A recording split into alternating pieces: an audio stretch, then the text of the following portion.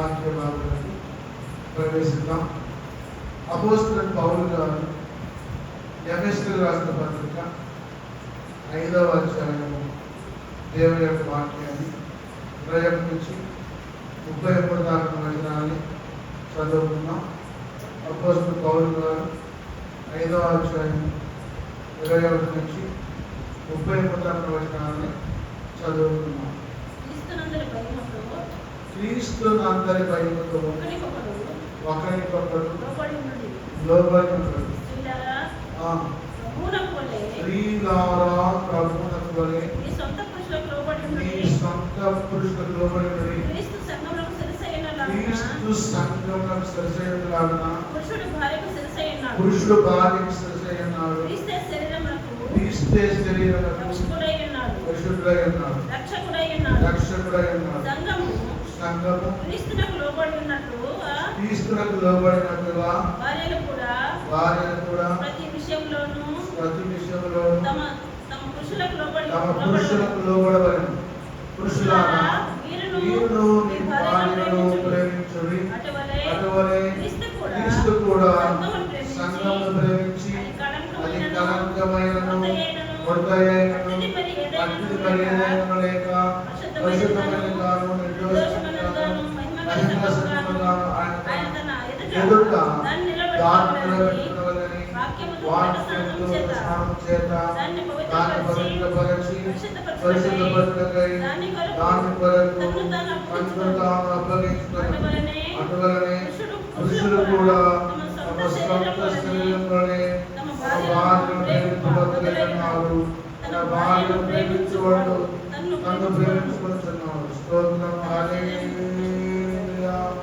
అలాగే తన శరీరమును ద్వేషించు వాడు కానీ ప్రతివాడు దాన్ని పోషించి సంరక్షించుకుంటు మనం క్రీస్తునకు అవయవమై ఉన్నాం కనుక అలాగే క్రీస్తు కూడా సంఘమును పోషించి సంరక్షించుతున్నాడు.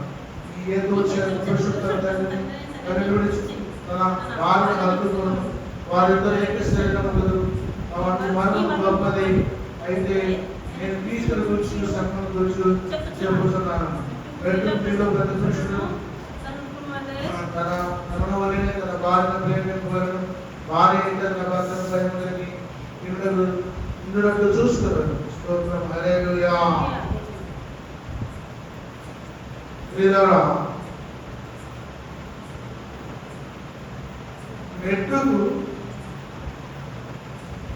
మెట్టుకు మీలో ప్రతి పురుషుడు తనను వలె తన భార్యను ప్రేమింపవలెను. భార్య అయితే తన భర్త యందు భయం కలిగి ఉండునట్లు చూస్తున్నాడు. స్తోత్రం. హల్లెలూయా. మరి పురుషుడు భార్యను ప్రేమించాలి. భార్య భయం కలిగి ఉండాలి. భార్య భయం కలిగి ఉండాలి. పురుషుడు భార్యను ప్రేమించడం అంటే పురుషుడు భార్యను ప్రేమించడం అంటే పురుషుడికి శిరస్సు క్రీస్తు, స్త్రీకి శిరస్సు పురుషుడు, క్రీస్తునకు శిరస్సు దేవుడు. 3 మాటలు ఉన్నాయి. పురుషులకు శిరస్సు క్రీస్తు, స్త్రీకి శిరస్సు పురుషుడు, క్రీస్తుకి శిరస్సు దేవుడైన యెహోవా. ఇక్కడ వాక్యం ద్వారా మాట్లాడే మాటలో మెట్టుకు మీలో ప్రతి పురుషుడు తనను వలె తన భార్యను ప్రేమించు. తనను వలె తన భార్యను ప్రేమించు. నీవు ఎలాగైతే మంచి బట్టలు వేసుకొని, మంచి వస్త్రాలు వేసుకొని, మంచి ఆహారం తిని, మంచి నగలు వేసుకొని, మంచి వాహనం వేసుకొని, మంచి చెప్పులు వేసుకొని అందంగా భర్త తయారవుతాడు, భార్య కూడా అలా తయారు కావడం కోసం భర్త సహాయం అందించాలి. ఆ చెప్పులు కొనిపెట్టడం కానీ, బట్టలు కొనిపెట్టడం కానీ, నగలు కొనిపెట్టడం కానీ చేయాలి. తనను వలె అంటే తమను ఎలా ప్రేమించుకొని తన శరీరాన్ని పురుషుడు ఎలా అలంకరించుకుంటున్నాడు. స్త్రీని భార్యని ప్రేమించాలి, భార్యని కూడా ప్రేమించాలి. అంటే మరి ఆదాము నుండి తీసిన ప్రకటనకుడు స్త్రీగా నిర్మించి ఆయన ఆదాము దగ్గర తీసుకువచ్చినప్పుడు ఆదాము అన్నాడు, నా ఎముకల్లో ఒక ఎముక, నా మాంసంలో ఒక మాంసం, ఇది నరలో తీయబడి కనుక నారి అనబడని చెప్పాను. ఈ హేతువు చేత కాబట్టి పురుషుడు తన తండ్రిని విడిచి తన భార్యను హత్తుకుని వారు ఏక శరీరమై ఉందని చెప్పి వాక్యం చెబుతారు. ఆదికాండము 2వ అధ్యాయం 24వ వచనంలో మాట ఉన్నది. మరలా అదే మాట మరి ఎఫెసీ పత్రిక 5వ అధ్యాయము 31వ వచనంలో కూడా ఈ హేతువు పురుషుడు తన తండ్రిని విడిచి తన భార్యను హత్తుకొని వారిద్దరూ ఏక శరీరమగుదురు అన్నాడు. ఏక శరీరమై ఉందురు అన్నాడు. ఆదికాండం 2వ అధ్యాయం మాట్లాడతారు. మత్తయి సువార్త 19వ అధ్యాయం 5వ వచనంలో మాట్లాడతారు. అంటే మార్కు 10:6 కూడా రాస్తారు. భార్యను ప్రేమించాలి, భర్తకు భార్య భయపడాలి, భర్తకు భార్య భయపడాలి. అంటే ఇక్కడ భార్యను ప్రేమించేటప్పుడు భర్తను కూడా భార్య ప్రేమించాలి, భయపడాలి, ప్రేమించాలి, భయపడాలి. ఏక శరీరం కాబట్టి ఆమె ఏది కాదు, ఈయన ఏది కాదు, ఇద్దరు మాట్లాడితే ఒకే మాట ఉండాలి. ఆ అమ్మాయి ఇస్తారని చెప్పండి, అబ్బాయికి అని చెప్తుండకూడదు. ఎవరైనా వచ్చి మృదుగా సహాయం ఉంటుంది, గడ్డి మోపు పెట్టమ్మా మా గేదె మేత లేదని చెప్పి భార్య అడిగింది ఒక ఆయన ఇంటి పక్కన వచ్చి. అవునది మా ఆయనగా లేరండి, ఆయన వచ్చాక అడిగి చెప్తున్నాను. ఆయన వచ్చి అమ్మ ఏంటంటే ఇట్లా పక్కింటి ఆయన గడ్డి గారండి మోపు మేత లేదంట అని చెబితే సరే ఇద్దామని అని చెప్పి అన్నప్పుడు మళ్ళీ ఆయన వచ్చినప్పుడు తీసుకో బాబాయ్, మా ఆయన అడిగాను చేసుకోమన్నారు, రేపు ఈ గడ్డ వచ్చిన తర్వాత చేసుకుంటున్నాను అని చెప్పి చెప్పాను. అంతేగాని దేశంలో ఉంచుకో వాడుకోమని చెప్పాను. అరువు పెట్టకపోతే ఏమవుతుందంటే నీ ఇంట్లో ఏ వస్తువులు కూడా ఉండదు, చేసిపోయినట్టు ఉండదు, కానీ వెనక్కి రాదు. కనీసం నీ ఇంట్లో చెబుతూ మంచిది రాదని చెప్పుకోవడం, అటువంటి దేనస్థితి వచ్చింది. కాబట్టి ఉదాహరణగా సహాయం చేయమంటే వస్త్రాలకు బట్టలు లేకపోతే, అన్నం పెట్టు ఆకలి అయితే, చదువు కాసుకోవడం కోసం కావాలంటే దొరికి, మరి పరదేశం ఉంటే నీ యొక్క గృహంలో చేర్చుకుని ఒక కూడా ఆశ్రయించి అన్నం పెట్టి పంపించు. అంతేగాని చుట్టుపక్కల గ్రామంలో వాళ్ళు ఏ వస్తువు అడిగితే ఆ వస్తువు దాదాపు చేసుకుంటుంటే నీ ఇల్లు కొంప పోలేరు. మా ఊర్లో కోటి సూర్యం గారని ఒక ఆయన, ఆ కోటి సూర్యం గారికి 100 ఎకరాలు పొలం, ఒక్కడే కొడుకు ఇచ్చాడు, కూతురుంటే పెళ్లి చేసి పంపించాడు, డబ్బు ఇచ్చి ఆయన కొడుకు పిచ్చోడు అని చెప్పి ఎవరు వచ్చి అడిగితే దానం చేశారు.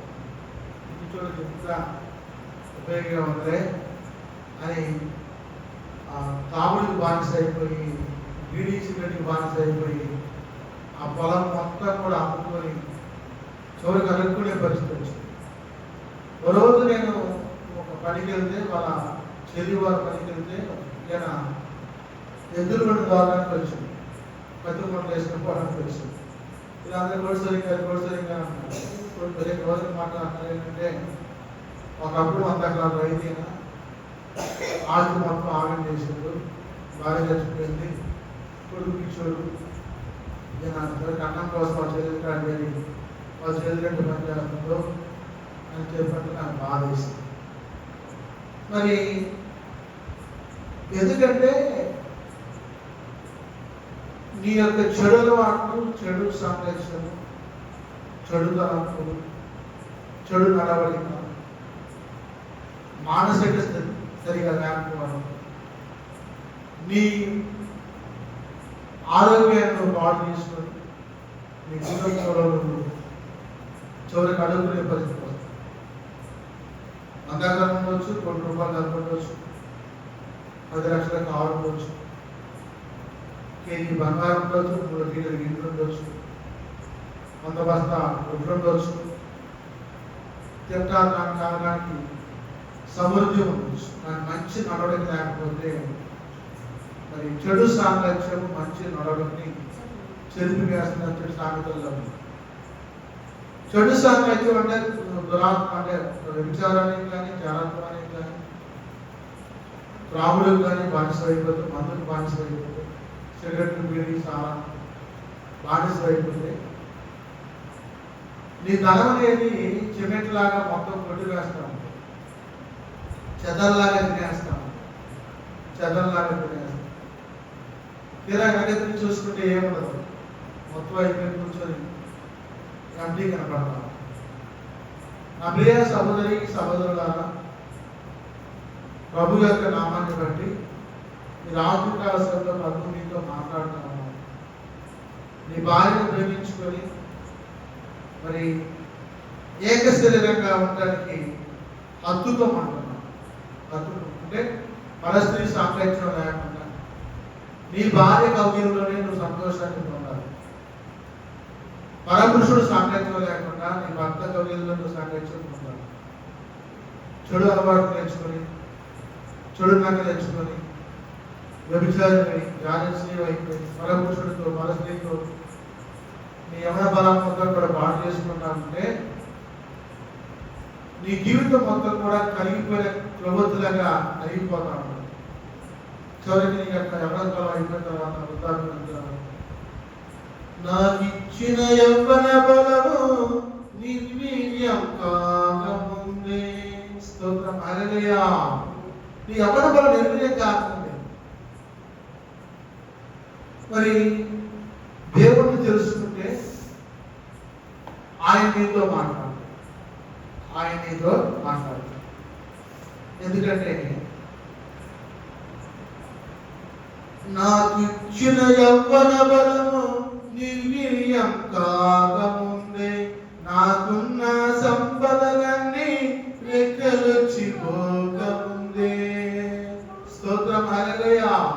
నీ యవ్వన బలం అంట పరస్త్రీకి పరపురుషుడికి ఇచ్చి నిర్వీర్యం చేసుకుంటున్నామంట.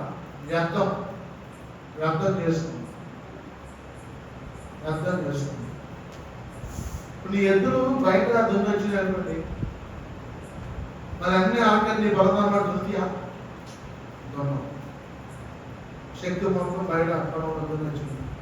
ఇక్కడ వచ్చే నిశ్శబ్దంగా కూర్చొని అపన్న కళ్ళు అనుకుంటూ చూస్తాము. నీవు కూడా అంతే, పరస్త్రీకి వ్యామోహం అయిపోయింది, పరపురుషుడికి వ్యామోహం అయిపోయింది. నీ యవ్వన బలాన్ని నిర్వీర్యం చేసుకుంటే నీ భర్తలు సరిపెట్టలేవు, నీ భార్య సరిపెట్టలేవు, నీ కుటుంబాన్ని సరిపెట్టలేవు. అడగాల్సిన ఎన్నెల్లాగా జీవితం మొత్తం కూడా గడ్డమైపోయింది, నిర్వీర్యమైపోయి నీ సంపద అంతా కూడా లెక్కలో చిరిగిపోయింది. ఎందుకంటే పరిస్థితి చేసుకొని దోసి పెడతాం, ఆమె చీరలు పెట్టడం, మరలు పెట్టడం, పొలం పెట్టడం, ఇల్లు పెట్టడం, మరి రకరకాలుగా ఆయన పోషకానికి సిద్ధపడతాం. ఎందుకంటే తన యొక్క సంపదనిచ్చి ఆ సంపద మొత్తం ఆమె దోసి పెడితే రెక్కలు కట్టిన సంపద మనం వేసుకోవాలి. చివరికి అక్కడ ఏమి ఉండదు. నా తెలిసిన పక్కన మంచి వ్యవసాయదారు 3 ఎకరాల పొలం, ఇల్లు, భార్య చక్కటి మఠాన్ని కట్టి, ప్రత్యేక మఠాలు కట్టి బాగా సంసారం చేసేవారు. మరి ఆయనకి త్రాగులు తరవలసిన వచ్చింది, డబ్బు మొత్తం తాగడానికి పెట్టారు, వ్యభిచార అలవాటు వచ్చింది, వ్యభిచారం పెట్టారు. వాళ్ళ మామగారు సర్పంచి సహాయం చేస్తున్నారు. కానీ తన యవ్వన బలం మొత్తం కూడా త్రాగుడికి, పరస్త్రీకి అమ్మోహాన్ని పెట్టి తన పిల్లలు పెళ్లి చేయాలంటే 3 ఆడపిల్లలకి ఇల్లు అమ్ముకొని పెళ్లి చేయాల్సిన అవసరం వచ్చింది. బలం అమ్ముకున్నాడు, డబ్బు అయిపోయింది, గవర్నర్ అయిపోయింది, గవర్నమెంట్ ఇచ్చిన 5 సెంట్ల స్థలానికి పిల్లలకు పేరు చివరికి ఒక చోట ఖాళీ స్థలం ఉంటే ఒక బాగా వేసుకొని దిగుమానులు లాగా భార్య పెట్టుకున్నప్పుడే జీవిస్తాడు. ఎందుకంటే తన యవ్వన కాలంలో గమన బలం రాబడి వ్యభిచారాన్ని, వీడికి, సిగరెట్కి, మందుకి బానిసలు, తన భార్య మాట లెక్క చేయకుండా, అత్తమామల మాట లెక్క చేయకుండా, అన్నాదుల మాట లెక్క చేయకుండా, తల్లిదండ్రుల మాట లెక్క చేయకుండా ఈ యవ్వన బలం అంతా కూడా పరిస్థితికి పాడు చేసుకుంటే కరిగిపోయిన కొవ్వొత్తులాగా అయిపోయింది. ఒకప్పుడు తెల్లబట్టలు, తెల్లపంచారు అత్తవాసంగా తిరిగే మనిషి వాళ్ళ నల్లడి బట్టలు, నీరికాయ బట్టలు వేసుకొని మురికొట్టు వేసుకొని తిరిగే పరిస్థితి, బజార్లను బీడిదారులను నలుగురిని పరిస్థితి వచ్చింది. ప్రియ సహోదరి సహోదరులారా, ప్రభు మాట్లాడుతున్నారు, స్త్రీలారా ప్రభువునకు వలె మీ సొంత పురుషులకు లోబడి, ప్రభువునకు వలె, ప్రభు తండ్రికి లోబడాలి. తండ్రి మాట గౌరవించి వచ్చి తన ప్రాణాన్ని అందరి కోసం అర్పించి శిలువ మీద మరణించి చేసి మనందరి రక్షణ కోసం ఆయన ఈ లోకంలోకి వచ్చి ఆయన కుమారుడుగా, ప్రభువుగా, క్రీస్తుగా, యేసుగా మనందరి కోసం ప్రాణాన్ని అర్పించిన వ్యక్తి తండ్రికి లోబడ్డాడు. అలాగే స్త్రీలారా ప్రభు వలె మీ సొంత పురుషుడికి లోబడి ఉంటుంది. వర్తమానకి ఎదురు మాట్లాడు, లోబడాలి. భర్త కూర్చోమంటే కూర్చోవాలి, కావాలి, గజగజలాట, భయపడమంటారు, భయపడాలి అంటే మంచి ఏది ప్రశ్న ఏదో చెప్పు అంటే నువ్వు భర్తను ఎంత గౌరవిస్తున్నావో అర్థమైపోతుంది. మాట్లాడు నీ ప్రవర్తన బట్టి, నీ మద్దతు బట్టి, నీ పనితీరును బట్టి ప్రభుత్వం చూస్తా ఉంటాం, వాక్యం మాట్లాడుతాం. క్రీస్తు సంఘానికి సరిసరి, పురుషుడు భార్యకి సరిసరి, పురుషుడు భార్యకి సరిసరి అంటే పురుషుడు భార్యకి సరస అంటే భర్త మాట వేదంగానే భార్య మాట లేదు అంటే ఒక మాట. ఆయన ఏ మాట అంటే ఆ మాట రెండో మాట అనేది ఉండకూడదు. ఆడపెత్తనం, తమ్మల తత్వం. ఆడపెత్తనం అనేది ఇంట్లో ఉంటే చాదగారి పెత్తనం ఇస్తే పెళ్లి చేసి ఆ పెళ్లి ఎలా ఉంటుందంటే అడవి కాసి ఎగరలాగా. ఎందుకంటే ఆడవాళ్ళు ఎవరు లెక్క చేస్తారు? మగవాడి మాట అయితే లెక్క చేస్తారు, కానీ ఆడవాళ్ళని ఎందుకు గౌరవిస్తారు? ఆ ఇంట్లో గతం చేసినంత మాత్రం బయటకు వచ్చి జరుగుతుంది చాలా. కాబట్టి నేను ఒక ఆమెతో మాట్లాడుతుంటే నాతో మాట్లాడి మాయగారు మాట్లాడాలని తీసుకొచ్చే ప్రయత్నించి మాట్లాడాను. ఇప్పుడు దాంట్లో మాట్లాడించి ఆయనతో ఓకే అంటే నాకు సహాయం అందించింది. అది స్త్రీకున్న రక్షణ, స్త్రీకున్న రక్షణ. ప్రియులారా, మరి క్రీస్తు శరీరానికి రక్షకుడై ఉన్నాడు. క్రీస్తు శరీరానికి రక్షకుడై ఉన్నాడంటే నీవు యేసు ప్రభువును నమ్ముకుంటే రక్షణ మార్గంలోకి వెళ్ళి మరొక రాజ్యంలో వచ్చేది. ఆయన నీకు నిర్మించి ఇచ్చిన ప్రభువులో నివసించి హాయిగా సంతోషంగా ఉంటాడు. నమ్ముకోకపోతే రక్షణ లేక నరకానికి చేరి కాలిపోతాం, అగ్ని అనుకుంటూ చావు, అహోరాత్రులు అనుభవించుకుంటూ కేటలు పెట్టుకుంటూ నరకంలో కాలిపోతాం. అందుకే అన్నాడు క్రీస్తు శరీరానికి రక్షకుడు. సంఘం క్రీస్తులకు లోబడినట్టుగా భార్యలు కూడా ప్రతి విషయంలో తమ పురుషులకు లోబడాలి. ఇప్పుడు నేను సంఘ కాపరిని, పాస్టర్ గారిని, నాయకుడు, సంఘానికి నాయకుడిని. నేను ఏ మాట చెప్తే నా మాట నా సంఘం గౌరవించి వినాలి. సంఘం ఒక మాట, నాయకుడు ఒక మాట ఉంటుంది. సంఘం అన్నాడు దేవుడు. మరి సంఘము క్రీస్తులకు లోబడినట్టుగా భార్యను కూడా ప్రతి విషయంలోనూ తమ పురుషులకు లోపడాలి. ఇప్పుడు మనందరం యేసు ప్రభు యొక్క వాక్యానికి లోపడుతున్నాం. సంఘ నాయకులకి అన్యాయ సంఘం లోపడుతున్నారు. ఈ సంఘం మొత్తం కలిసి వధువైన సంఘం రోడ్డు కోసం లోబడి ఉంటారు. ఆయన ఆడ కోసం సిద్ధపడి ఉంటారు. అంటే భార్య కూడా ప్రతి విషయంలో తమ పురుషుల్లో ఉండాలి. పురుషులు మీరు కూడా మీ భార్యను ప్రేమించుడి. భార్య ప్రేమించాలి, భర్త ప్రేమించాలి. ఇప్పుడు చప్పట్లు అనేది 2 చేతులు కొడితేనే వస్తాయి, ఒక చేతులు కొడితే రాదు. ఇది భార్య కుడి చేయఅయితే భర్త కుడి చేయైతే భార్య ఎడమ చేయగా ఉంది. 2 కూడా ఏకం. ఎందుకంటే దాని పక్కన ఎడమ పక్కన మరి తీసి అవని సృష్టించారు. అవని అంటే భార్య ఎప్పుడు భర్త ఎడమ పక్కన ఉంచోవాలి, కుడి పక్కన ఉంచోడు. కుడి పక్క ఉంచోడు. భర్త తలగా ఉన్నా కానీ భార్య తలగా ఉన్నాడు, పాపగా ఉన్నాడు. అందుకని మరి ఈ రాత్రి ప్రభు మీతో మాట్లాడుతూ ఉన్నారు. ప్రతి విషయంలో పురుషులకు లోబడాలి. పురుషులారా మీరు మీ భార్యను ప్రేమించాలి. అటువంటి క్రీస్తు కూడా సంఘమును ప్రేమించి అది కలంకమైన మృదయను అతది మరి ఏదైనా లేక పరిశుద్ధంగాను నిర్దోషంగాను మహిళల సంఘంగా ఆయన మరి ఎదుగుతాన్ని నిలబెట్టుకున్నాడని ఏమంటున్నాడంటే, క్రీస్తు కూడా సంఘాన్ని ప్రేమించి ఆ సంఘానికి కలంకమైనను, కలంకమైన అంటే ముడత అయినను, కలంకము ముడతాను మాయన మత్స, మత్స రాకూడదు. మాయన మత్స రాకూడదు. మత్స వస్తే ఏమంటారంటే అందరూ తేలికగా చూస్తారు, అందరూ తేలికగా చూస్తారు. నవ్వులు పాలు, నవ్వులు పాలు. ఆ నవ్వులు పాలు కాకుండా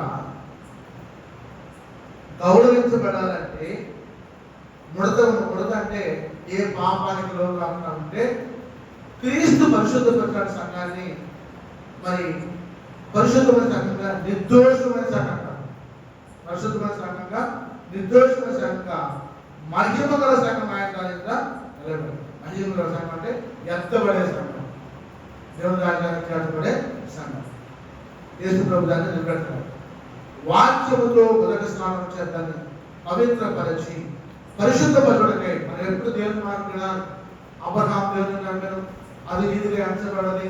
ఆయన కామాల దేశానికి వచ్చాడు, కజీరుగా పట్టణం నుంచి బయలుదేరాడు, భార్య పిల్లలను తీసుకుని వచ్చాడు, భార్య తీసుకుని వచ్చాడు, తమ్ముడు తీసుకుని వచ్చాడు. మరి ఆయన మాటలు లోబడ్డాడు. యేసు దేవుని మరి మాటలు లోబడి ఐగుప్తు దేశంలో పంట 7 సంవత్సరాలు కరువు వస్తే ఆ పంటను పండించి ఆ 7 సంవత్సరాల కరువులో సహాయం చేశాడు. ఇస్సాకు తన కుమారునికి యాకోబు చేశామని పేరు పెట్టాడు. యాకోబు ద్వారా 12 గోత్రాలు వచ్చాయి. మరి ఇశ్రాయేలు వంశం స్థాపించబడ్డది.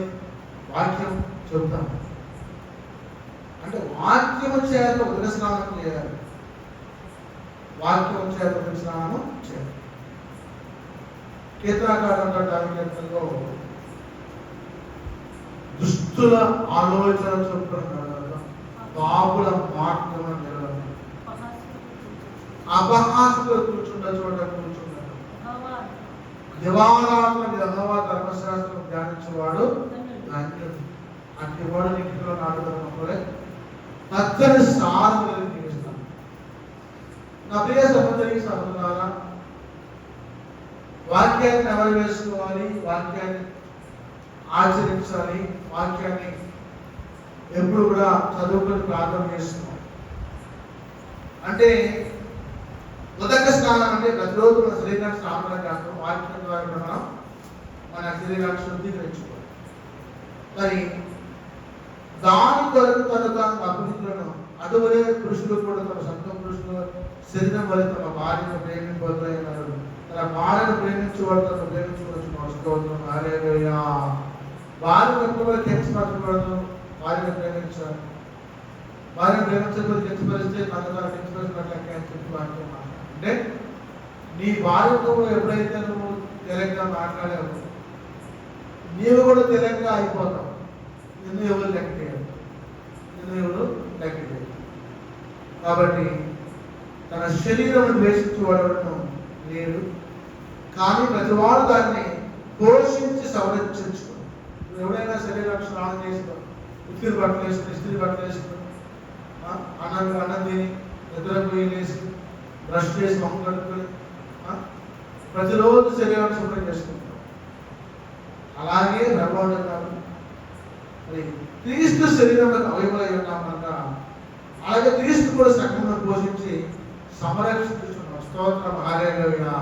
మన శరీరాన్ని ఎలాగైతే మనం పోషించుకొని ఆహారం పెట్టి నిద్రపోయి మరి పొద్దున్న వేసి బ్రష్ చేసుకొని స్నానం చేసుకుని బట్టలు వేసుకుని ఇస్త్రీ బట్టలు వేసుకుంటున్నాము, క్రీస్తు కూడా సంఘాన్ని ఎప్పటికప్పటి ఉదక స్నానం చేయించి శుభ్రపరుచుకుంటున్నాడు.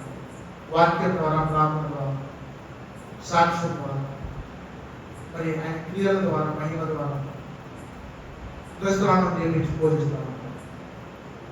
మరి ఈ హేతువు చేత పురుషుడు తన తల్లిని విడిచి తన భార్యను హత్తుకొని వారిద్దరూ ఏక శరీరం. స్తోత్రం, హల్లెలూయా. అంటే తను ప్రేమించుకుంటూ తన భార్యను ప్రేమించి, భార్య కూడా తను ప్రేమించుకుంటూ భర్తను ప్రేమించి ఏక శరీరంగా, ఏక మాటగా, ఏకాత్మగా, మరి వారు ఎప్పుడైతే వాళ్ళు ఒకే రకమైన క్రియల్లో నడుస్తూ ఉంటారో అప్పుడంట ఈ హేతువు చేత, ఈ మాట చేత పురుషుడు తన తల్లిని తండ్రి విడిచి భార్య హత్తుకుంటే ప్రేమించాడు, ఒకే శరీరంగా ఉన్నాడు. అంటే ఈ మరము గొప్పదన్నాడు. క్రీస్తుని గురించి, సంఘం గురించి చెబుతున్నాను. మెట్టుకు క్రీస్తు గురించి చెప్తున్నానంట, సంఘం గురించి కూడా చెప్తున్నాను. మెట్టుకు మీలో ప్రతి పురుషుడు తనను తను భార్య ప్రేమించను, భార్య కూడా తన భర్తకు భయం కలిగి ఉండాలి. అంటే మెట్టుకు మీలో ప్రతి పురుషుడు తనను వలే తన భార్యను ప్రేమింపవలెను, నిన్ను వలే నీ పొరుగువారిని ప్రేమించడం యేసుప్రభువు. అలాగే పౌలు గారు అంటున్నాడు, తన వలే తన భార్యను ప్రేమించమన్నాడు. నిన్ను ఎలాగైతే ప్రేమించుకొని అందంగా స్నానం చేసి ప్రార్థించుకొని తల పోసుకొని పట్టుబట్టలు వేసుకొని ఉంగరం పట్టుకొని చైన్ వేసుకొని గ్లాస్ కట్ వేసుకొని చెప్పులు వేసుకొని మంచి ప్యాంట్ షర్ట్ వేసుకొని ఎలా సరదాగా వెళ్తా ఉండవో నీ భార్య సేమ్ అదే క్రమంలో నడుచుకున్నాను. ఆమె ముద్దులు ముద్దులు వేసుకుని మంచి పట్లు వేసుకుంటే దేవుడిలో అయ్యాడు అది సత్కారం పెట్టడంతో ఇదైతే సోపులు ఆడుతుందో కదాన్నేమో విడిచిపెడుతుందో అని చెప్పి బయట అన్యాయమైన లోపల గుసగుసలు అంటే మరి భార్య కూడా భర్తను గౌరవించి భయపడింది. ఆ భర్త భర్తను నేను చెప్పి ఏదియా ఆంధ్రియ పొంది అన్నారు. ఏమండి అయ్యగారు, ఏమండి శ్రీవారు, ఏమండి అని మాట్లాడారు. కానీ ఏందియా బోందియా ఆంధ్రియ బోందియా అన్నారు. కాబట్టి భర్తను ప్రేమించి మంచిగా ఎవరైతే గౌరవించి మాట్లాడతారు, భర్త కూడా భార్య ప్రేమించి మాట్లాడాలి, ఒకరికొకరు గౌరవించుకోవాలి. అప్పుడు కుటుంబం పోషించబడుతుంది. సంఘంలో అంతా లెక్క చేస్తారు. నీ భార్య నువ్వు లెక్క చేయకుండా ఉంటే నేను ఎవరు లెక్క చేస్తారు? నీ భార్యకు ఎలా లోబడకుండా ఉంటే నేను నీకు ఎవరు లోబడతారు? ఏమంటారు? మీరు ఇంట్లో ఏగల మాట, బయట పల్లెకల మాట. ఇంట్లోనేమో ఏగల మాట అంట, బయట అంట పల్లెకల మాట. నిజమే, ఇంట్లో పోతేనేమో అంతా తగ్గ చెంగాకు గోడవ మరి చండాల, బయటకు వచ్చేమో శుభ్రంగా తెల్లబట్టుకుని తల చొక్క తెల్లపాటు చేసుకొని మంటలు పూసుకొని ఎప్పుడప్పుడు టికెట్ చెల్లు దుక్కులు పెడతాం. ఇంటికి పోతే పిల్లలకి లేదు, అన్నం కూడా పెట్టదు, ఇక్కడికి బూతులు తగాద రోజు కుటుంబం నెమ్మదలు సమాధానం, మరి అంతా కూడా గజిబిజి తగాద. కాబట్టి ప్రభు మాట్లాడి వాక్యాన్ని మరి యవనస్తులు అంటే కోపం చేసుకున్నారంట. మొదటి 5 అన్నాడు, పెరుగుదల కానీ పెరుగు పరిమాణం జరిగించాము. కాబట్టి నిందించడానికి ఈరోజుకి అవకాశం ఇవ్వడం, నిందించడానికి ఈరోజుకి అవకాశం ఇవ్వడం. యవనస్తులు అంట పెళ్లి చేసుకొని పిల్లలు కానీ గృహ పరిపాలన చేసుకుంటారు. నిందకు తావు లేకుండా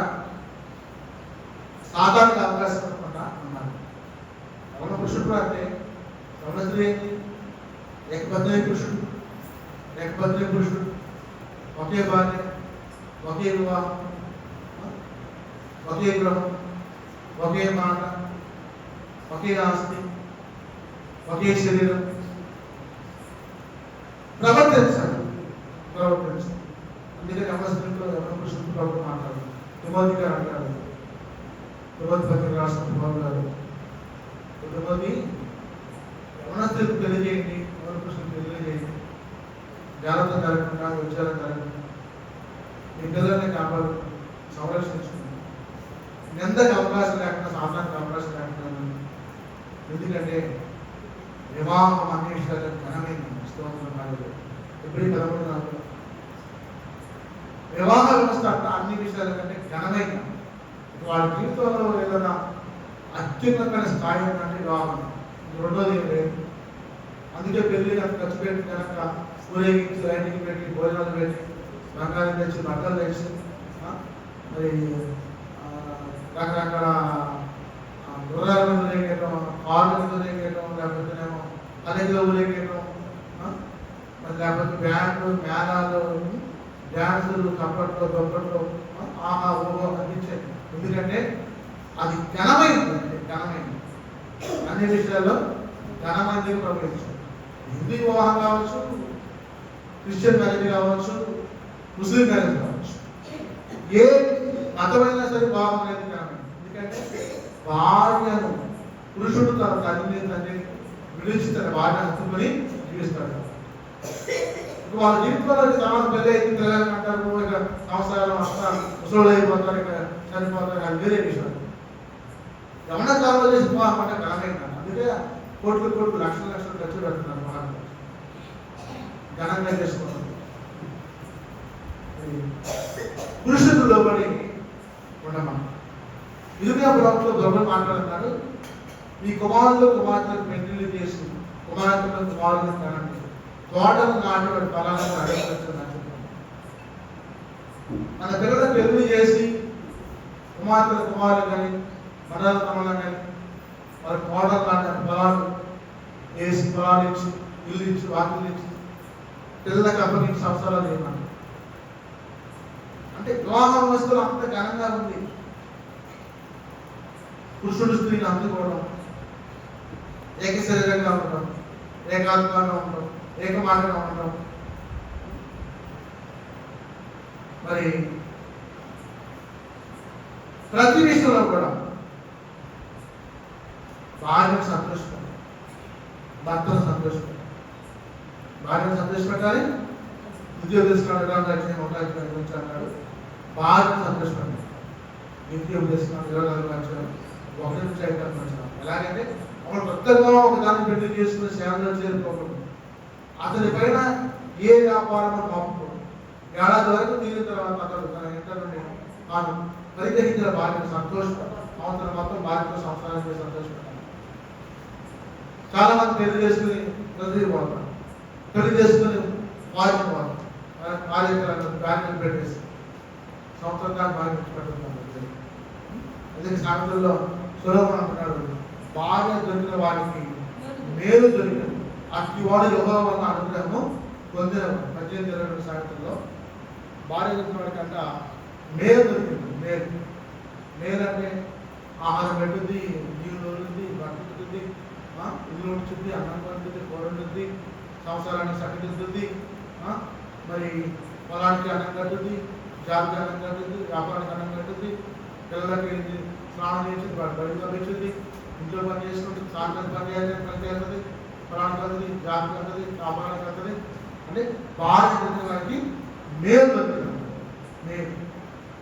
మేలు అంటే ఇంగ్లీష్లో అంటారు ద గుడ్ ఎఫర్ట్. మేలు మేలు. ఒక మాట నేను ఇంగ్లీష్లో మాట చదువుతున్నాను ఒకసారి.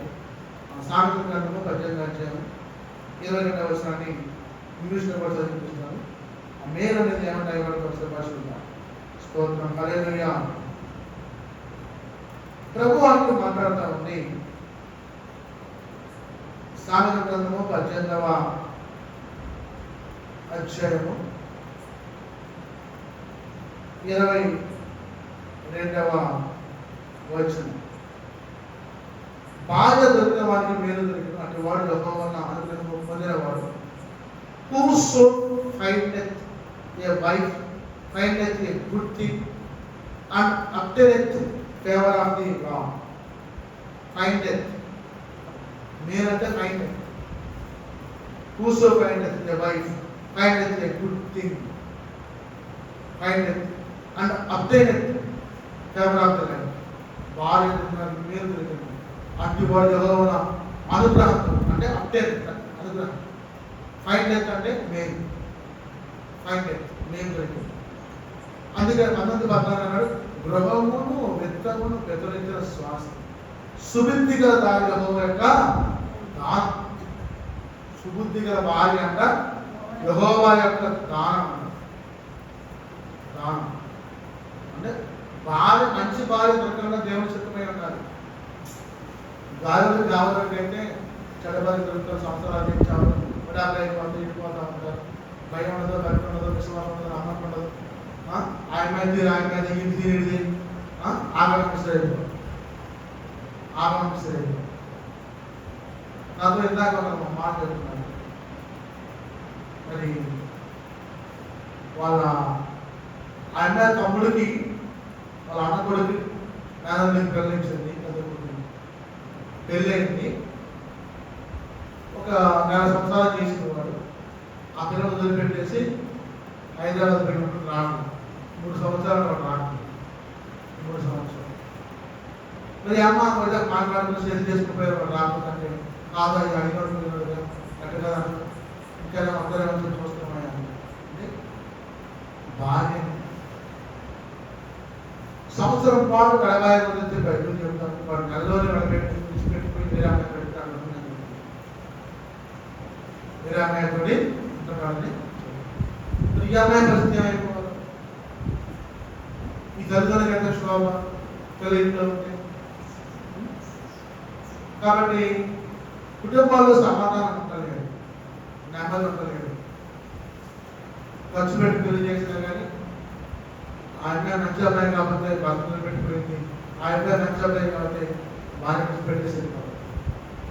కాబట్టి దేవుని భయం ఉంటే, దేవుని యొక్క లోనైతే, దేవుని యొక్క క్రమశిక్షణలో కుటుంబం పెరిగితే అటువంటి పనులు చేయదు. ఆయన లేదు, ఆయన లేదు. కాబట్టి ఒక్కరినొకరు నిలబాయకుండా తిరిగి కలుసుకోమంటారు. 1 కొరింథీ 7:5 అంటారు. ఒకరినొకరు నిలబాయకుండా తిరిగి కలుసుకో. స్త్రీకి తల మీద కొంగు వేసుకోవాలి. కొంగు వేసుకోవాలి. స్త్రీ తల మీద కొంగు వేసుకుంటే పైరసంగా వేసుకోవాలి. స్త్రీ ఇంటికి కట్టాలి, బడిగుడ్డులో ఉండడం. ఇవన్నీ కూడా పురుషుడికి మరి స్త్రీకి ఎలా కొన్ని విషయాలు చెప్పాడు.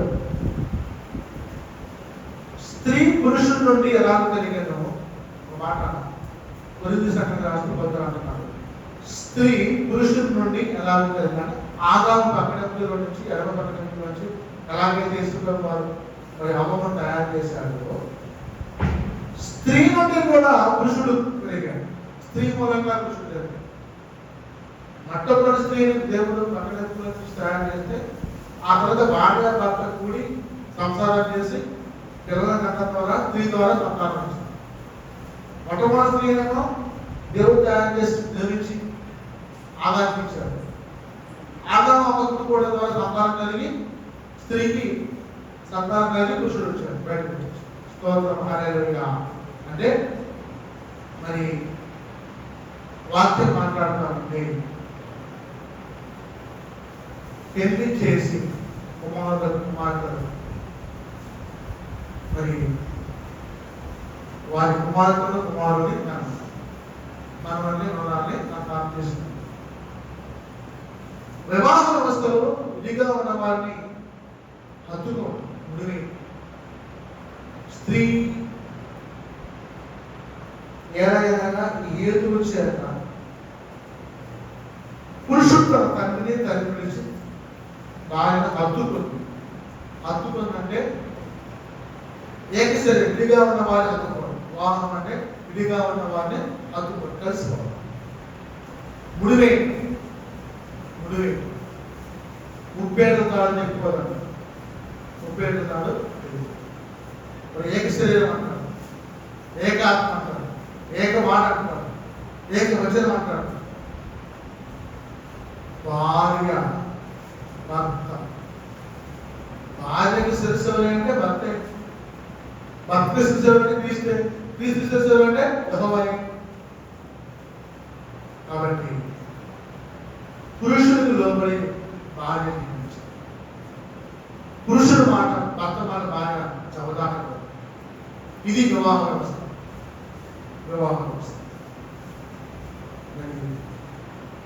దేవుడి రాజ్యకాలశంలో వాక్య ద్వారా ఎవరైతే భార్యలో భర్తలు ఉన్నారో, పురుషులు స్త్రీలు ఉన్నారు, తమ జీవితాల్లో సరి లేకపోతే, నెమ్మది లేకపోతే, సమాధానం లేకపోతే ఈ వాక్యాన్ని వినైనా సరి చేసుకుంది సమాధానం. ఈ గొప్పదైన భర్త విడిచిపెట్టి వేరే పురుషులతో పోయి సంసారం చేస్తే నీ సంసారం చేస్తాం. నీ పని విడిచిపెట్టి వేరే స్త్రీతో సంసారం చేస్తే నీ సంసారం చేస్తాం. నీ పొలం దొరుకుతారు, నీ కవులు ఎదురాలు చేస్తాం. కాబట్టి నీవిచ్చిన జీవితానికి వెలుగులింకపోకముందే, నా బ్రతుకు యాత్రకు చీకటింకరాకముందే వాడుకో యేసయ్యా, కాడి నేను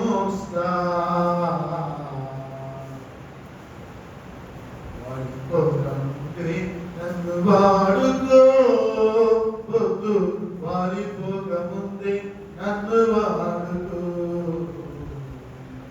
వారిపోకముందే నన్ను వాడుకో, వద్దు వారిపోకముందే నన్ను వాడుకో, వాడుకో యేసయ్యా, కాడి నే మోస్తా, వాడుకో యేసయ్యా, కాడి నే మోస్తా, వాడిపోకముందే నన్ను వాడుకో, వద్దు వాడిపోకముందే నన్ను వాడుకో. నీవిచ్చిన ప్రాణము దేహాన్ని విడకముందే, నా దినముల పరిమాణం సంపూర్ణం కాకముందే, నీవిచ్చిన ప్రాణము దేహాన్ని విడకముందే, నా దినముల పరిమాణం సంపూర్ణం కాకముందే వాడుకో యేసయ్యా, కాడి నే మోస్తా, వాడుకో యేసయ్యా, కాడి నే మోస్తా, వాడిపోకముందే నన్ను వాడుకో, వద్దు వాడిపోకముందే నన్ను వాడుకో, వాడిపోకముందే నన్ను వాడుకో, వద్దు వాడిపోకముందే నన్ను వాడుకో. నీవిచ్చిన ఆరోగ్యం ఆవిరిగా మారకముందే, నాకున్న అవకాశము చేజారిపోకముందే, నీవిచ్చిన ఆరోగ్యం ఆవిరిగా మారకముందే, నాకున్న అవకాశము చేజారిపోకముందే వాడుకో యేసయ్యా, కాడి నే మోస్తా, వాడుకో యేసయ్యా, కాడి నే మోస్తా, నన్ను వాడుకో, వద్దు వాడిపోకముందే నన్ను వాడుకో. రాత్రి పప్పునితో మాట్లాడుతున్నాను. ఈ ఆరోగ్యం ఆవిగా మారిపోతే యవన బలం మొత్తం క్షీణించిపోయి ముసలి తర్వాత ఏం చేయలేదు.